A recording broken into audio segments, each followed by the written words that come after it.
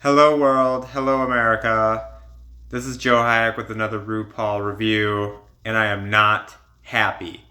But before we get to that, let's start with a recap of last week real quick because I missed it because I was lazy and I was in Columbus. But last week we found out Valentina went home. Found out by watching the episode in Columbus at Access Nightclub with Manila hosting. So that was fun, except for the fact that Manila. We bought seats to like on the balcony, and Manila had passed me and my boyfriend a couple of times. She did not acknowledge me at all. And I know you're probably like, well, did you pay for the meet and greet? Well, it was all sold out by the time I realized that she was actually there because she was there when I was on. Anyways, long story short, she was supposed to be there when I was not able to go. And then we had like a huge snowstorm and all that, and she ended up rescheduling.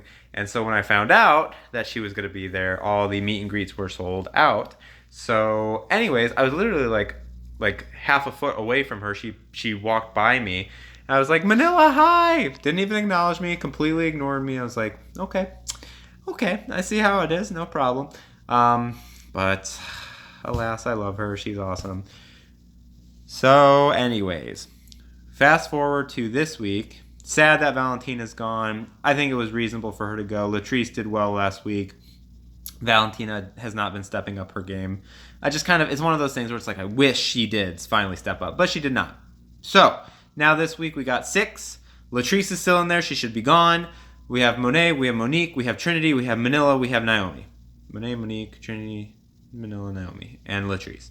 And so this week is a Judy Garland themed week. We have RuPaul giving us some education about people, being their best Judys, kind of their best gay friends, best, if you like were a friend of Dorothy back in the day, that was like gay lingo for like kind of letting someone else know you're gay and, when you're trying to be in the closet, trying to hide from other people. So I thought that was interesting. And so this week, they brought all the drag queens best Judys on the show, and so that meant everyone's best friends, and in the case of Trinity and Manila, their boyfriend or husband. And so like that was really cool to see. It was really nice and refreshing. Kind of brought all the drag queens, like I felt like the energy was different in the room. Everyone was like a little bit happier, a little bit more excited. So the goal was they were supposed to do like a little duo performance to a Judy Garland skit or song. They're supposed to like dance to it and lip sync to it, and then they're supposed to do their runway look in the sense of they're supposed to be like family members. So Monet is kind of scared because that's the what sent her home in season 10. So RuPaul's going around, giving a little bit of motivational speeches to everyone. She has a heart-to-heart with Monique Hart, kind of telling her like, hey, you're not really. She essentially is not taking the criticism well. She always has this like stink face on her, and basically just like allow yourself to hear those and allow yourself to be comfortable with them. She goes to Naomi, little stink eye. So mad at this episode, so I'm gonna try to get through this without being too salty. But she's like talking to Naomi, like basically Naomi's being playing it too safe. Naomi's kind of saying this, and RuPaul's like, it's okay to make a mistake. Make a mistake, say something wrong, act like a fool, like kind of let yourself loose a little bit. It's okay. It's a show. It's a game. And so she goes to the rest of the group, gives them her little talk. So when we get to the Judy Garland duo dance thing, very boring. Not really impressed by it. This episode in general is pretty boring. Except for the end, which was stupid. But anyways, we get to the end, or we get to the duo portion, and like basically they're supposed to be dancing and like lip syncing to something Judy Garland, and they kind of do their thing. And in the episode, they keep flashing back and forth between the different groups. There was just no consistency to it. It wasn't really that interesting. Nobody did great. Nobody did really that bad from what they were showing. And, the judges had some other things to say, but like what they were showing us was too all over the place. I couldn't keep track anyways. So then we get to the runway look, my favorite part, and it's supposed to be like a family resemblance. And I forget what the order is, but regardless, we have Latrice, who is in her big sparkly gown with her big hair, and her best friend, who is in another sparkly outfit and big hair. Okay. We have Manila, who was my favorite runway look. She was the queen of clubs, and her husband was the queen of diamonds because, he put a ring on it. And basically, I thought they looked great. Judges didn't think so. Anyways, we have Naomi, who I thought looked fine, I guess. I put her initially in the bottom 3. I thought she would be safe. But her and her friend were Cher, and then, she did a little gender switcheroo, and she turned into Sunny. So it was a little creative, but kind of boring, in my opinion. Monique loved it. As an ophthalmology resident, Monique came out there with her partner as as 2 eyeballs, and the arms were like, she blinked the eyeballs like with the eyelashes. I thought that was great. I liked it. I thought the judges were going to either think it was too campy or cute. She ended up in the safe category. So then we have, Monet, who boring. Nothing special. And her friend, she made her look like a ghost. And I was like, anyways, thought it was terrible. I was like, she's definitely in the bottom. And then there's Trinity, who not really impressed. Didn't really see much of the family resemblance there. And I thought that the outfits weren't that great. And the makeup wasn't that great. Everything about it wasn't that great. So I was like, okay, maybe it's Trinity and Monet in the bottom. We get to the judges, the critiques. They loved Monet. And I was like, we are not on the same wavelength with Monet. I think every single week, I don't understand. Nothing is new. Nothing is special. I don't get it. It just looks boring. So she gets in the top. They love Naomi. And I was, I was like, okay, well, Manila is getting snubbed. They did not like Manila's look. They thought it was too boring. They didn't think it was very Manila-like. And I was like, have you seen the rest of them? Manila and her husband look the best of all of them out there. So Manila and Latrice, so the one thing we can agree on, I guess, were in the bottom 2. And I was like, okay, well, bye, Latrice. It's time for you to go. Naomi and Monet are in the top 2. Latrice and Manila are in the bottom 2. So that means Monique and Trinity are safe. So we go and we start realizing, oh, last week Latrice saved Naomi. But Naomi, I think she's playing the game like she's playing it fair.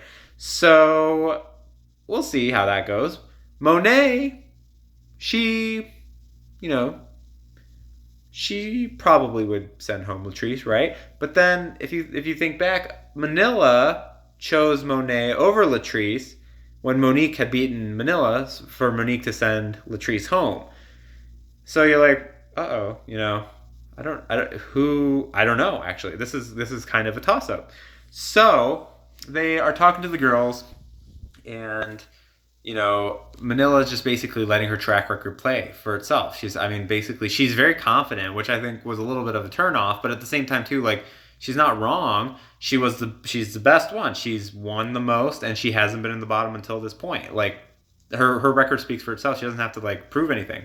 Latrice is doing her old thing where she's like, oh my God, I just, how much I want to be here, and I came back for my crown and I don't want to leave without it, and blah, blah, blah. And it's like, okay, Latrice, we get it. You already went home. You need to go home again.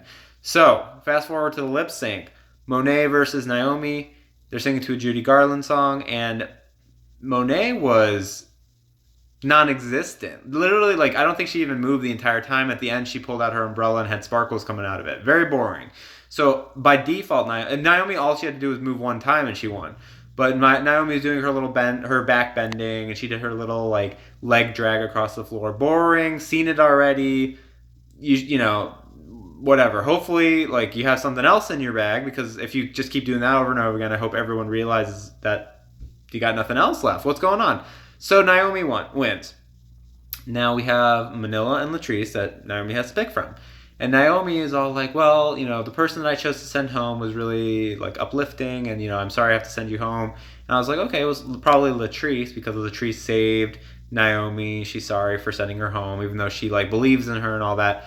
Naomi pulls out Manila's name. And that's it. And that's it. Manila's gone. That's it. All the, like, Rue and Michelle's faces were like, like that Pikachu meme, like, but like at the same time too, Rue, you should have known better. Let me get this straight. You didn't learn from Shangela being sent home being kicked out last year, or last All Stars, and so you risked Manila getting kicked out before the top 4? Because why?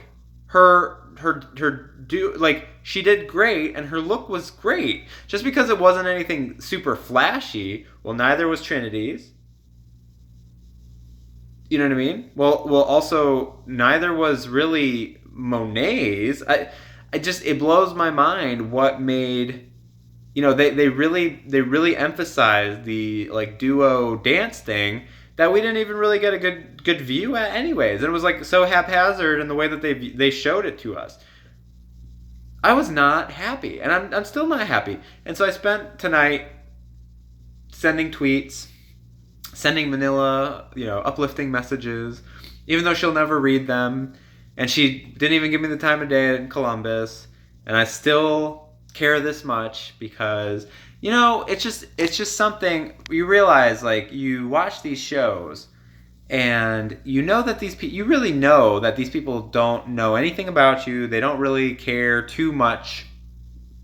They care about their fans in general, but like they don't have enough time to focus on us. But at the same time too, there's a magic about it. And I choose and I allow myself to fall into that magic because I think it's cool. I think it's nice. Like, I really do look up to Manila. I really do look up to Shangela. They have no idea who I am. But at the same time too, like I really respect what they do and what they contribute to the world of drag and to my life as an LGBTQ plus member. Like, they really just are doing a lot for our community. And so even though Manila snubbed me in Columbus, I still respect her. I'm happy for her. And that being said, I still respect Naomi. Am I happy with her? No. Do I hope she goes home next week? Yes. But at the same time too, like, it is just a game. But, oh my God. Again, All Stars 3 winner, Shangela, sent home for stupid reasons. All Stars 4 winner, Manila, sent home because Naomi was scared. Trinity is the only genuine queen left, and I hope she wins it all. And the crown is hers for the taking. If, Trinity wanted to beat the best, to be the best, she had to go through Manila, and now Manila's gone. I was really looking forward to Manila and Trinity, like, final 2. But now I'm just looking forward to Naomi going home. So, theoretically, think about this. We had 2 weeks ago, we had Valentina and Manila. Now, our top 4 could have a combination of Latrice, Monet, and Monique. Now, no shade to Monique. I'd be fine with her in the top 4. But at the same time, too, we had Valentina and we had Manila. What I was anticipating, Trinity, Naomi, Valentina, Manila, is now potentially, Trinity. I hope Naomi doesn't make it. I mean, should she? Of these top 5, yes, she should. Definitely over Latrice, 100%. Definitely over Monet, 100%. But do I want her to be there? No. We could potentially have Latrice in the top 4, even after she's been sent home. We could have Latrice winning. If, you know what I mean? Like, I don't know. That would just blow my mind. Really, at this point, I'm Team Trinity. Monique, I'd be happy with too, because she just seems like a really awesome person. I'd like to hang out with her. I think she'd be cool. Monet, I like Monet, but definitely should not win. No, no, ma'am. And Latrice, she should be done. This is it's just All Stars 3 all over again. The BS is coming back. In All Stars 3, when Shangela was no longer, I was just like, I almost like vowed never to watch RuPaul again. I was like, oh my god. But I was like, okay, I'm being dramatic. Now this is happening again. I'm like, oh my god. Come on. But I guess it gives me something to talk about in this YouTube video. So, okay, well, there's that. So, let me know in the comments if you are so excited for this top 5 because it is thrilling. Man, Latrice, Monet, Naomi, Monique, and Trinity. Man, imagine it could have been Valentina, Manila, Naomi, and Trinity. Could have been that top 4. Or Monique instead of Naomi. Or Monique instead of, I don't know, Valentina or something like that. It could have been that type of top 4. But now, potentially, it could be Latrice, Monet, Monique, and Trinity, I guess. Or Trinity, Naomi, Latrice, and Monet. Or, you know, Latrice, Monique, Naomi, Trinity. Like, come on. We had such a good group. And now you have this as your top 5. Disappointed. That's the only word. So let me know what you think below. Let me know if you're happy, what team you're still on. If you're still Team Manila like I am, even though she snubbed me in Columbus, you're not alone. I just need something. I need something to lift me up. So go Trinity. You're awesome. I hope you're watching this. And Manila, I hope you're watching this too. And maybe you can say hi to me in the comments below since you didn't say hi to me in Columbus. All right. Alrighty. Well, hopefully I'll see you next week if I decide to watch. Alright. See you later.